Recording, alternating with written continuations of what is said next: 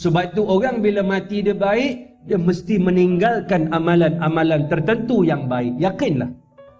Lalu perkara ini kita balik rujuk.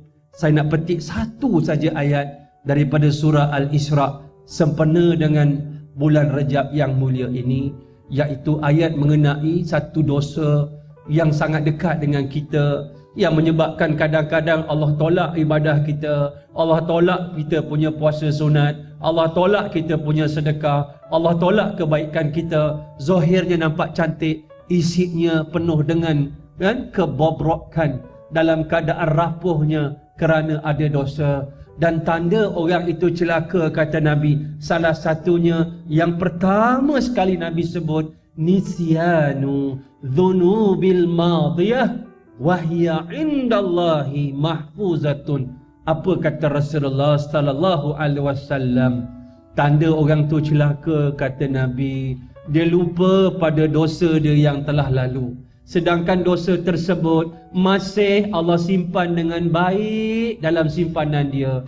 Kadang-kadang kita dah buat dosa ni dah 50 tahun, kita dah lupa Allah simpan baik dalam simpanan dia.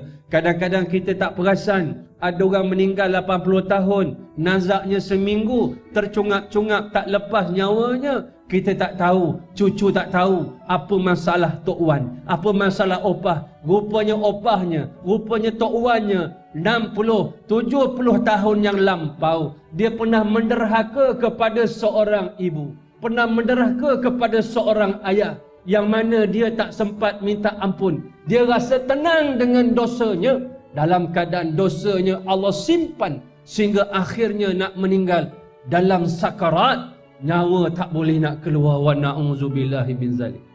Sahabat yang dikasihi oleh Allah Subhanahu wa taala, Nabi sebut, ala unabbiukum bi akbaril kabair. Maukah kamu aku beritahu tentang dosa yang besar? Lalu Nabi sebut yang pertama, al-isyraku billah, menyekutukan Allah. Tak syak lagi. Seluruh ulama salaf dan khalaf dulu dan sekarang bersepakat bahawa dosa syirik, dosa yang paling besar, kezaliman yang paling besar. Allah sebut dalam Al-Quran surah Luqman, inna syirka la zulmun azimun. Sesungguhnya syirik itu satu kezaliman yang maha besar, sehingga besarnya dosa syirik Allah tak ampunkan. Surah An-Nisa Allah sebut, innallaha la yaghfiru an yushraka bihi wa yaghfiru ma duna dzalika liman yasha wa man yusyrik billahi faqad dhalla dhalalan ba'ida. Sesungguhnya Allah tak ampunkan dosa orang yang menyekutukan dia. Dia ampunkan dosa-dosa yang lain pada sesiapa dikehendaki. Tengok besarnya dosa syirik, Allah tak ampunkan. Mengikut akidah ahli sunnah wal jamaah, orang Islam yang minum arak masuk neraka, habis hukuman minum arak masuk syurga. Orang Islam yang berjudi masuk neraka, belum sempat bertaubat daripada judi, habis hukuman masuk syurga. Begitu juga dengan dosa-dosa yang lain.